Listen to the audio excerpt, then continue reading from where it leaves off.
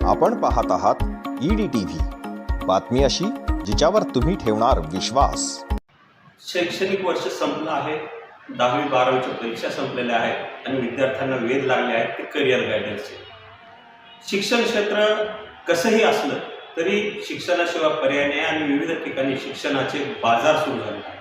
अशा परिस्थितीमध्ये आपण क्लासेस निवडायचे कसे, कोणत्या साईडला गेलं पाहिजे, आपलं करिअर कशामध्ये घडवायचं याविषयी आपण मार्गदर्शन घेणार आहोत।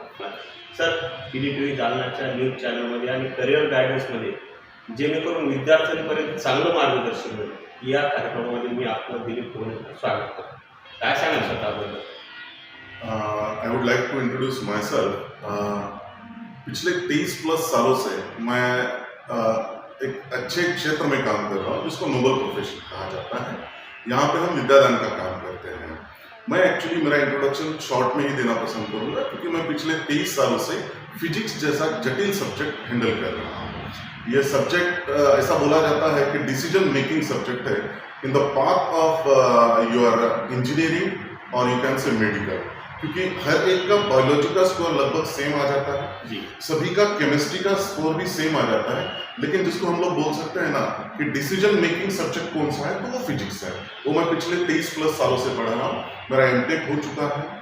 मैंने कई सारे ऐसे रेप्यूटेड इंस्टीट्यूट में काम किया है, लाइक श्री चैतन्य हो गया, नारायणा हो गया, या फिर इसके बाद प्लैनेट हो गया, विद्यालंकार हो गया।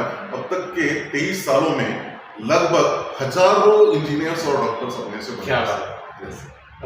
सर, अभी आपने बड़े बड़े नाम ले लिए, जाहिर है ये वहाँ आपने अच्छे काम किया होगा जब भी आपने इतनी बड़ी संस्था में जी, तो आज वो सब छोड़ के आप क्लासेस में आ गए, क्यों आ गए? देखिए, इसके पीछे 2 रीजन है। इंसान होता है थोड़ा सा सेल्फिश। अभी उम्र का वो पड़ाव है जहाँ पे ठहराव आना जरूरी है।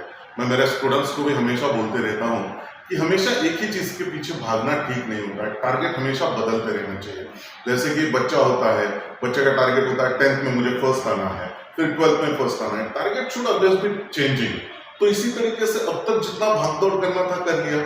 मैं एक्चुअली मेरा मेडिकल कुछ इश्यू हो गया था, इसलिए होम टाउन में सेटल करना चाहा। पिछले लगभग 15 सालों से मैं महाराष्ट्र में वर्किंग एक्टिवेट हूँ। तो फिर ये डिसाइड किया कि क्यों ना ये पूरा का पूरा जितना अपने को आता है ये जालना के स्टूडेंट्स के लिए क्यों ना दिया जाए, क्योंकि मेरा एजुकेशन भी जब 12th तक था ये जालना में हो चुका है, लेकिन काम के सिलसिले में मुझे बाहर रहना पड़ा। इसलिए सोचा कि चलो अपना एक इंस्टीट्यूट यहाँ पे ओपन करते हैं जिसके जरिए जो बाहर पढ़ा हुआ है कॉम्पिटिशन में वो यहाँ के बच्चों को काम मिळेल। उगाच मी तुमच्या ह्या ज्ञानाला हात घातला, खरं ते हळूहळू लांब जाणारा विषय आहे, पण मला त्याच्यापेक्षा भविष्यात जे विद्यार्थी आहेत त्यांच्याविषयीच तुमच्यासोबत बोलायचं आहे। नेमकं आता एवढे मोठमोठे कॉलेजेस झालेत, अत्याधुनिक बिल्डिंग आहेत, सगळी यंत्रणा आहे, मग कॉलेजेसच्या व्यतिरिक्त त्या क्लासेसची गरज काय? देखो, कॉलेज का ऐसा होता है कि डिसाइडेड वर्किंग आवर्स होती है पहली बात, और कॉलेज में एक टारगेट होता है कि ये सिलेबस इतने तारीख तक खत्म हो जाना चाहिए और पूरा सिलेबस करवाया जाता है। लेकिन कोचिंग में जो है ना वो फोकस्ड कोचिंग की जाती है। मैं कोचिंग को एज अ ट्रेनिंग समझता हूँ क्योंकि यहाँ पे बच्चों को ट्रेन किया जाता है। कॉलेजेस पे मैं किसी उंगली नहीं रखूंगा क्योंकि कॉलेज में मैं भी काम कर चुका हूँ। वहाँ के टीचरों का जो होता है उनको सिलेबस कवर करवाना होता है। वो बेसिक तो पढ़ा देते हैं, लेकिन कंपटीशन लेवल पे जो जरूरी है वो कंपटीशन लेवल का प्रैक्टिस होने के लिए बच्चों पे पर्सनलाइज अटेंशन होना जरूरी है। अब कॉलेज में बहुत सारे स्टूडेंट्स होते हैं, एक टीचर का 1 घंटे का क्लास होता है। अब 1 घंटे में वो हर एक को आधा मिनट भी अगर दे पाए तो भी उसका पूरा टारगेट नहीं हो सकता है। यहाँ पे हम लोग क्या करते हैं, अपने हिसाब से कस्टमाइज कोचिंग करते हैं। कोई बच्चा अगर थोड़ा सा लैग कर रहा हो तो उसको रुका के उसका पर्सनली उस पर फोकस करके उसका वो जो वीक सब्जेक्ट है उसको स्ट्रॉन्ग बनाया जाता है। सिलेबस तो सबके लिए सेम है, लेकिन पढ़ाने वाला सेम है, बुक सेम है, पढ़ने वाले कभी सेम नहीं होते। तो कस्टमाइज करके कोचिंग में पढ़ाया जाता है, इसलिए हर कोचिंग अपने हिसाब से अच्छा ही देने की कोशिश करता है। अभी तो ये जमाना है कि न्यूज़पेपर रन लो या कोई चैनल रन लो, फुल पेज जाए। हाँ।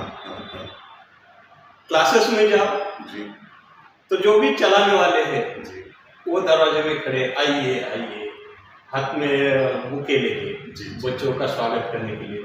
हम बच्चों के स्वागत करने के लिए खड़े हैं या उनको पढ़ाने के लिए खड़े हैं, क्या कहेंगे? सर इसमें क्या होता है ना, जो बच्चे आएंगे तभी पढ़ा पाएंगे, तो स्वागत करना गलत बात नहीं है। मैं तो ये मानूंगा कि जो बड़े बड़े एड्स वगैरह आते हैं वो उनका रिजल्ट दिखा रहे हैं, लेकिन रिजल्ट दिखाते समय अगर आपके पास 2000 बच्चे पढ़ रहे हैं तो आप वो रिजल्ट दिखाइए ना कि 2000 में से आपने लगभग 1900 बच्चों का रिजल्ट निकाला है।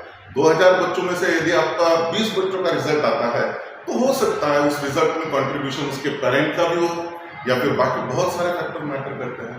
तो वेलकम करना गलत बात नहीं है, या फिर जिसको आप बैनरबाजी कहते हो ये भी गलत नहीं है, लेकिन उसके लिए क्या है ना कि क्लास में बैठा हुआ हर एक बच्चा एटलीस्ट एलिजिबल हो जाए। जरूरी नहीं कि वो एम्स में ही जाए, IIT में जाए, लेकिन एटलीस्ट उसको एक अच्छा इंजीनियरिंग कॉलेज या फिर मेडिकल कॉलेज मिले, यहाँ तक आपको काम करना होता है। बच्चों का स्वागत करना गलत बात नहीं, ये भी मैं भी मानता हूँ जी, लेकिन जो बच्चे पिछड़े हैं उनको तुम आगे नहीं लाते। सिर्फ जो अच्छा है 99% वाला उसको आप स्कीम देते हो, जी जी, स्कीम में 50% माफी देते हो, लेकिन एक आदमी का बच्चा अगर आपको फी नहीं दे सकता तो आप उसको एंट्री भी नहीं देते हो, क्या बात है?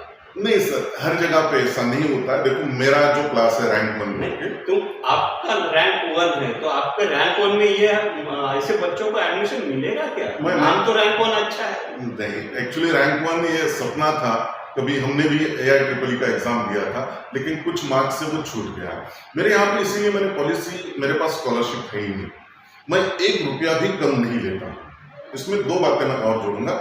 मेरे पास एक एंट्रेंस टेस्ट होता है जिसमें एक तो बच्चा सिलेक्ट होता है या तो रिजेक्ट कर जाता है। अब उसका अगर विल पावर है, करने की क्षमता है और मेहनती अगर है स्टूडेंट, तो हम उसको बिल्कुल मोटिवेट करेंगे, पढ़ाएंगे और वो कामयाब भी हो जाता है। अब इस केस में अगर कोई इज नॉट कैपेबल टू पे फीस पे नहीं कर सकता है, लेकिन परफॉर्मेंस यदि आउटस्टैंडिंग है तो उसको पढ़ाने का पूरा जिम्मेदारी रैंक 1 लेगा। उससे ट्यूशन फीस के नाम पे 1 रुपया भी हम नहीं लेंगे, लेकिन एक वादा जरूर लेंगे वो बच्चे से कि वो अभी हम उसको पढ़ाएंगे, जब वो पढ़ाने लायक हो जाए, जब वो 4 पैसे कमाएगा तो उसने 4 साल 5 साल 10 साल बाद एक बच्चे को कहीं पे भी पढ़ा देना है। ये हमारी एक अभिलाषा है। आपकी अभिलाषा गलत नहीं है, लेकिन ऐसा है कि मुझे आज एक इंस्टीट्यूट या क्लासेस चुनना है। जी, मेरा बच्चा है, मेरा पड़ोसी है, मेरा कोई रिलेटिव है, उसको एक अच्छा क्लासेस चुनना है, तो मैंने क्या देखना चाहिए कि कोई टीचर मेरा स्वागत कर रहा है, किसी की फुल पेज ऐड आई है, किसी की बिल्डिंग बड़ी है, किसी के क्लासेस में AC लगा वाला है, किसी के क्लासेस में TV है, किसी के पास अच्छा चाय पानी मिलता है, मैंने क्या देखना चाहिए? सही है, आपकी ये बात सही है। क्या है ना, थोड़ा सा ग्लैमरस होते जा रहा है, कॉर्पोरेट वाला लुक आ रहा है। जब शुरू में पढ़ाया जाता था, रविंद्रनाथ टैगोर जी ने शांति निकेतन स्कूल जो खड़ा किया था, एक छोटे से पेड़ के नीचे पढ़ रहा था। देखिए, ये टीचिंग लर्निंग का प्रोसेस, इसमें 2 ही चीजें जरूरी होती है, एक तो टीचर और दूसरा पढ़ने वाला स्टूडेंट। तो सबसे पहले ये फ्रीक्वेंसी मैच होनी चाहिए। अब आजकल के कंपटीशन के दौर में पेरेंट का रोल ये होता है कि क्लास ऐसा चुनो, एक बार खुद से जाओ, सबकी सुनो और मन की चुनो। एक बार हर क्लासेस में जाना है, विजिट करना है, देखना है कि सीटिंग कैपेसिटी कितना है, और सीटिंग कैपेसिटी के बाद क्या वो सही में पर्सनल अटेंशन दे सकते हैं, जो टीचर है वो टीचर सही में क्वालिफाइड है क्या, उनका रिजल्ट है क्या, ये सब चीजें। फिर इसके बाद उनके पास का जो स्टडी मटेरियल होता है, स्टडी मटेरियल खुद से चेक करना है। हम जो स्टडी मटेरियल यूज करते हैं ना सर, ये मोस्ट रेप्यूटेड स्टडी मटेरियल है, जो कि मार्केट में ऐसे अवेलेबल नहीं होता है। ये हमारा कुछ उसमें से पार्ट है जो मैंने खुद का डिजाइन किया हुआ है, कुछ अपने जो PhD होल्डर स्टाफ मेंबर है उनका खुद का डिजाइन किया हुआ है, कुछ मार्केट में से हम लोग लेते हैं। तो पेरेंट ने ये चीजों का ख्याल रखना है कि बच्चे के ये जो 2 साल होते हैं, ये बनने का या फिर बिगड़ने का समय होता है। बनना बिगड़ना यहीं पे होता है, तो उसने फोकस ये चीजों पे करना है कि मेरा बच्चा अच्छी संगत में रहे। सर, ये बोलने के लिए बहुत अच्छा लगते हैं जी, मैं ज़्यादा बच्चे नहीं लूँगा, ज़्यादा क्लासेस नहीं चलाऊँगा, लिमिटेड चलाऊँगा, लेकिन जब एक फुल पेज ऐड आती है उस पर से कोई रिफंड नहीं मिलता है, तो दूसरे दिन फिर और फुल पेज ऐड आती है जी, और उसमें अगर जहाँ अपनी कैपेसिटी 50 की है वहाँ अगर 100 भी बच्चे आ गए तो अपन ले लेते हैं। क्या ये यहाँ पे यही होगा? आप अगर मेरा प्रीमाइसेस घूम के देखोगे तो आपको पता चलेगा कि जो JEE वाली क्लास है उसमें मैं चाह के भी 31 वाला स्टूडेंट नहीं बिठा सकता हूँ। आप क्लासरूम का साइज ही देख लो, अब दीवारें तो स्ट्रेच नहीं की जाएगी उससे। तो ये बात एक है कि क्लासरूम का साइज ही वैसा रखा गया है, कंस्ट्रक्शन ही वैसा चूज किया। अगर मैं चाहता था तो बड़े बड़े हॉल भी ले पाता था, लेकिन क्लासेस में फाइट फॉर सेल्फ एग्जिस्टेंस है। बच्चे को पढ़ाना ये स्वार्थ है ऐसा लगता है, लेकिन बच्चों को पढ़ाना स्वार्थ नहीं, मुझे मेरा नाम भी कमाना है। अगर आज बच्चे अच्छे से रिजल्ट देंगे तो कल मैं ऐसे ही क्लासेस क्यों ना रन करूँ कि 35 की बैच लो, 45 की लो या फिर 50 की लो, क्योंकि इसमें JEE में ज्यादा कंसंट्रेशन लगता है, नीट में उससे थोड़ा सा हल्का ऊपर नीचे हो सकता है, और CET में और थोड़े ज्यादा बच्चे बिठाए जा सकते हैं। तो कस्टमाइज कोचिंग जो है, पर्सनल अटेंशन देने के लिए जो चीजें जरूरी होती है, उसके लिए ही हमने क्लासरूम का साइज छोटा रखा है। जो बिना क्लासेस के घूम रहे हैं, पढ़ने की इच्छा है लेकिन नहीं पढ़ पाते, इनके लिए आप क्या सजेस्ट करोगे? देखिए, ऐसा होता है कि पैसे से हर एक बात होती है, ये जरूरी नहीं। पहले से अपन सुनते आ रहे हैं कि पैसा बहुत कुछ है, सब कुछ नहीं है, और ये बात हकीकत भी है। ऐसे बच्चों के लिए कई सारा स्टडी मटेरियल इंटरनेट पे भी अवेलेबल है।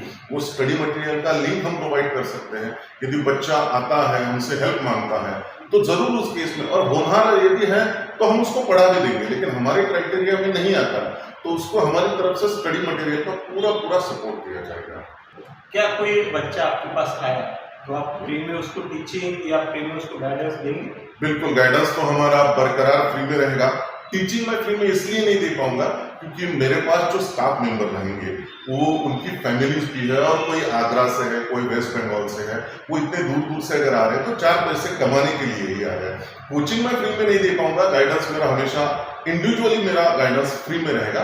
लेकिन हाँ, बच्चा यदि होनहार है, हमारा टेस्ट अगर क्रैक कर जाता है तो उसका कोचिंग भी हम फ्री में करेंगे। चलो, अभी कोचिंग का विषय निकला तो ऐसा है कि क्लासेस वाले बाहर स्टेट से भी इतर राज्यों से हायर करते हैं जी, और कुछ कारणवश वो आधे में ही छोड़ जाते हैं टीचर जी, तो इस वजह से बच्चों का जो नुकसान होता है, जी, जी। तो उसके बारे में क्या कहेंगे? आपकी बात को मैं 100% तवज्जो दूंगा कि आप जो बोल रहे हो वो सही है। इसके लिए हमने क्या करके रखा है कि रैंक 1 की मैनेजमेंट ने डे 1 से ही डिसाइड किया है कि जब भी कोई स्टाफ हम लेंगे, पहले उसका टीचिंग डेमो होता है, उसका रिटर्न टेस्ट होता है, उसके बाद उसका सिलेक्शन होता है, देन उसका सैलरी फिक्स होता है, और जैसे ये सब बातें हैं ना, हम बॉन्ड पेपर पे लिख के उनसे लेते हैं।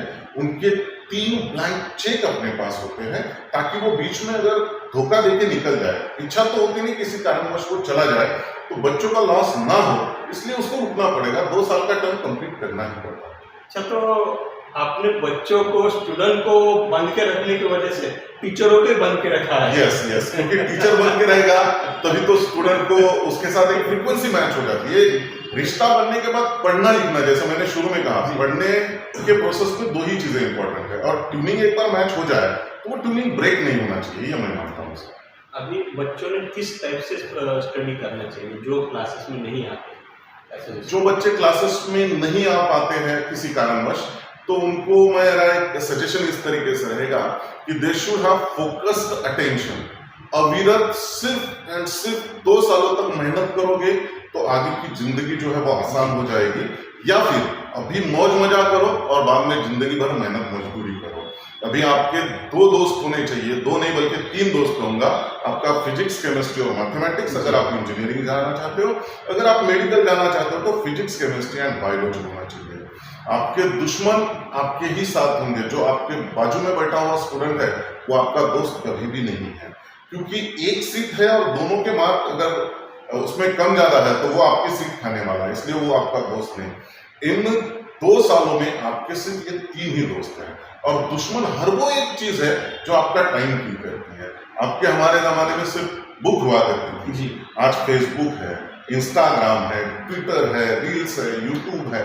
ज्ञान तो है ही है, लेकिन साथ ही साथ ये बातें जो आ जाती है ना, ये आपका टाइम खराब करती है, और टाइम खराब करने वाली हर बात स्टूडेंट की दुश्मन होती है। यही मेरा एक सजेशन रहेगा स्टूडेंट्स को जो घर से तैयारी कर रहे हैं। तो उन्होंने क्या करना है कि बस इन चीजों को थोड़ा सा ध्यान में रखना है, और फोकस्ड अटेंशन रखना है। एक खुद का टाइम टेबल बना के उसमें, उस टाइम टेबल में एक्सरसाइज का होना जरूरी है, हेल्दी डाइट का होना जरूरी है, और उस टाइम मैनेजमेंट के हिसाब से यदि चलते हो तो सक्सेस आपके पास चला। तुम्ही आमच्या EDTVच्या माध्यमातून पालक आणि विद्यार्थ्यांसाठी जे मार्गदर्शन केलं त्यासाठी EDTVच्या वतीने मी दिलीप कोणतकर तुमचे आभार मानतो. Thank you sir, thank you so much. धन्यवाद. धन्यवाद.